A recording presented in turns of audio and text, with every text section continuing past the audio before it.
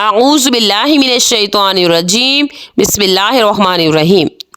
अस्सलाम वालेकुम। उम्मीद है कि आप सब खैरियत से होंगे। अल्लाह तबारक तआला आप सबको हमेशा खुश रखे, आबाद रखे। ए बंदा खुदा, जान रख कि उम्र बड़ी थोड़ी है लेकिन हसरतें बड़ी लंबी, लिहाजा ला इलाहा इल्लल्लाह का ज़िक्र करने से अपने ज़िंदगी को इस ज़िक्र को अपनी ज़िंदगी में इस तरह शामिल कर लें जैसे इस वजीफ़े के बगैर आपकी ज़िंदगी नामुकम्मल। आप इस वजीफ़े को अपनी ज़िंदगी का मकसद बना लें। हज़रत इमाम हसन बसरी रज़ियल्लाहु ताला अन्हु फरमाते हैं कि ला इलाहा इल्लल्लाह जन्नत की कीमत है। हज़रत आनस बिन मालिक रज़ियल्लाहु ताला अन्हु रवायत करते हैं कि हज़ूर नबी करीम सल्लल्लाहु अलैहि वसल्लम की खिदमत आलिया में अर्ज़ किया गया, या रसूलुल्लाह सल्लल्लाहु अलैहि वसल्लम, क्या जन्नत की भी कोई कीमत है? आप सल्लल्लाहु अलैहि वसल्लम ने इरशाद फरमाया, हाँ, जन्नत की कीमत ला इलाहा इल्लल्लाह है। हज़रत अबू हुरैरा रज़ियल्लाहु ताला अन्हु फरमाते हैं, मैंने अर्ज़ की, ए महबूब किबरिया सल्लल्लाहु अलैहि वसल्लम, लोगों में से आपकी शफाअत के अव्वलीन हकदार कौन ठहरेंगे? आप सल्लल्लाहु अलैहि वसल्लम ने इरशाद फरमाया, जिन्होंने खुलूस से दिल से ला इलाहा इल्लल्लाह कहा होगा। हज़रत मुजाहिद रज़ियल्लाहु ताला अन्हु से इस आयत तैयबा की तफसीर पूछी गई। सूरत हिजर की आयत है, बहुत आरज़ू करेंगे कुफार कि काश वो मुसलमान होते। तो आप रज़ियल्लाहु ताला अन्हु ने फरमाया कि जब ला इलाहा इल्लल्लाह पढ़ने वाले जहन्नुम से बाहर निकलेंगे तो मुशरिक कहेंगे, काश हम भी मुसलमान होते। हज़रत अता से सूरत नमल की आयत है, और जो नेकियां लाएं तो उनके लिए इससे बेहतर है। इसकी तफसीर पूछी गई तो उन्होंने फरमाया कि जिसने ला इलाहा इल्लल्लाह कहा उसके लिए जन्नत वाजिब हो गई, और जो बुराई लाए तो उसको ऊंधे मुंह जहन्नुम रसीद की जाएगी। इससे मुराद है कि वो शख्स जो शिर्क की मोजी मर्ज में मुब्तला है। हज़रत अब्दुल्ला बिन अब्बास रज़ियल्लाहु ताला अन्हु से मरवी है कि एक दिन हज़रत जिब्राइल अमीन बारगाह रिसालत में हाजिर होकर अर्ज़ करने लगे, ए महबूबे किबरियाई, आप सल्लल्लाहु अलैहि वसल्लम का रब आपको सलाम कह रहा है और पूछता है कि क्या वजह है कि मैं अपने महबूब को मग़मून, गमज़दा और परेशान देखता हूँ, हालांकि अल्लाह जल्ल शानो सब कुछ जानता है। हज़ूर सल्लल्लाहु अलैहि वसल्लम ने अर्ज़ किया, फरमाया, ए जिब्राइल, रोज़े क़यामत मेरी उम्मत के साथ क्या मामला पेश आएगा, बस यही फ़िक्र मुझे मग़मूम और परेशान किए हुए है। हज़रत जिब्राइल अमीन अलैहिस्सलाम ने पूछा, क्या आप कुफ़ार के मामले में परेशान हैं या मुसलमानों के मामले में? हज़ूर सल्लल्लाहु अलैहि वसल्लम ने इरशाद फरमाया, नहीं, बल्कि उनके बारे में फ़िक्र मंद हूँ जिन्होंने ला इलाहा इल्लल्लाह कहा। हज़रत जिब्राइल अमीन अलैहिस्सलाम ने हुज़ूर अकरम सल्लल्लाहु अलैहि वसल्लम का हाथ मुबारक पकड़ा और बनु सलमा की कब्रिस्तान में ले गए।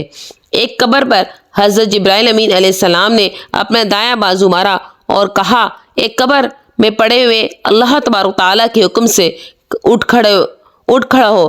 कब्र में मौजूद शख्स सुर्ख सफ़ेद चेहरे वाला ला इलाहा इल्लल्लाह मुहम्मदुर रसूलुल्लाह अल्हम्दुलिल्लाहि रब्बिल आलमीन कहता हुआ उठ खड़ा हुआ।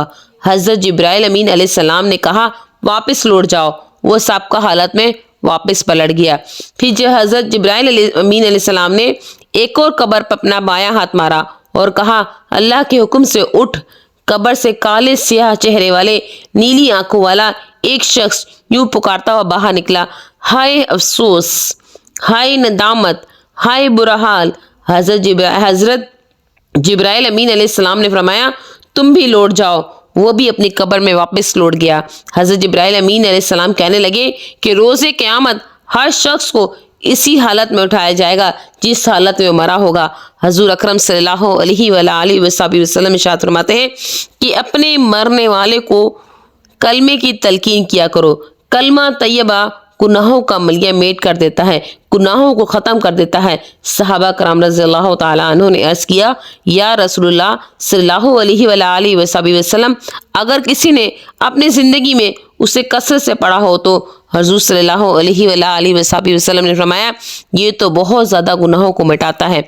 حضور صلی اللہ علیہ وآلہ وسلم کا ارشاد پاک ہے کہ اپنے مرنے والوں کے پاس حاضر ہوا کرو اور انہیں لا الہ الا اللہ کی تلقین کرو، انہیں جنت کی خوشخبری دو، کیونکہ بڑے بڑے صحابہ علم و تحمل برداشت کرنے والے بھی بر وقت مرگ حیران اور سرگرداں ہو جاتے ہیں۔ دشمن خدا ابلیس لعین بندے کی دنیا سے جدا ہوتے ہیں، اپنے عزیز و اقارب سے علیحدہ ہونے کے وقت انسان کے بہت قریب ہوتا ہے، لہٰذا تم مرنے والوں کو مایوس نہ ہونے دو، کیونکہ یہ تکلیف بڑی ہی اذیت ناک اور معاملہ بڑا تکلیف دہ ہوتا ہے۔ قسم اس ذات کی جس کے قبضے میں قدرت میں محمد مصطفیٰ صلی اللہ علیہ وآلہ وسلم کی جان ہے، ملکن موت جب موت کی تکلیف سے آشنا راز کرتا ہے تو یہ معاملہ 1000 تلواروں سے زخم سے بھی زیادہ تکلیف دہ ہوتا ہے۔ بنی اسرائیل میں ایک شخص بڑا ہی عبادت گزار تھا، جبکہ اسی دور میں ایک بڑا ہی فاجر و فاسق شخص بھی تھا۔ عابد کا وصال ہوا، حضرت موسیٰ علیہ السلام کی طرف سے وحی بھیجی گئی کہ یہ جہنمی ہے۔ فاسق و فاجر مرا تو حضرت موسیٰ علیہ السلام کو وحی کی گئی کہ یہ جنتی ہے۔ حضرت موسیٰ علیہ السلام نے عبادت گزار کی بیوی سے پوچھا کہ اس کی معاملات کیا تھے۔ انہوں نے فرمایا، اس نے کہا کہ آپ پر اس کا معاملہ مخفی نہیں ہے، وہ بڑا عبادت گزار تھا۔ حضرت موسیٰ علیہ السلام نے فرمایا کوئی اور عمل؟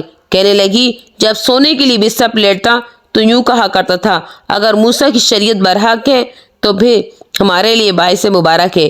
حضرت موسیٰ علیہ السلام نے فاجر اور گناہ گار بیوی سے پوچھا اس کے معاملات کیا تھے؟ اس نے کہا اس فاسق فاجر کسی طرح آپ سے مخفی نہیں ہے۔ حضرت موسیٰ علیہ السلام نے فرمایا کوئی مخصوص عمل بتاؤ۔ اس نے کہا جب وہ بستر پہ آتا تو کہتا لا الہ الا اللہ، سب تعریفیں اللہ کے لیے ہیں جس نے حضرت موسیٰ علیہ السلام کو برحق شریعت دے کر مبعوث فرمایا۔ حضور اکرم صلی اللہ علیہ وآلہ وسلم ارشاد فرماتے ہیں کہ جب کوئی شخص لا الہ الا اللہ کہتا ہے تو اس کے منہ سے یاقوت اور موتیوں سے جڑے سفید پروں والا ایک سبز پرندہ نکلتا ہے جو بلندیوں کی طرف پرواز کرتا ہے اور آسمان کی وسطوں میں گم ہو جاتا ہے۔ عرش کے نیچے اس کی اڑنے کی گنگناہٹ یوں سنائی دیتی ہے جس طرح شہد کی مکھی کی ہوا۔ اسے کہا جاتا ہے کہ اب تم آرام کر۔ وہ کہتا ہے نہیں، جب تک میرے کلمے کا ذکر کرنے والے کی بخشش نہ ہوگی میں کیسے سکون کر سکتا ہوں، لہٰذا اس کلمے کا ذکر کرنے والے کے لیے بخشش کا پروانہ جاری ہو جاتا ہے۔ پھر اسی پرندے کو 70 زبانیں عطا کی جاتی ہیں جس سے روز قیامت تک وہ اپنے کلمے کا ذکر کرنے والے کے لیے بخشش کی مغفرت کی دعا مانگتا رہتا ہے۔ روز قیامت یہی پرندہ اپنے ذکر کرنے والے کا ہاتھ پکڑ کر آئے گا اور رہنمائی کرتا ہوا جنت میں لے جائے گا۔ اللہ تبارک تعالی ہم سب کو دین پر عمل کرنے کی توفیق عطا فرمائے۔ وآخر دعوانا ان الحمد للہ رب العالمین۔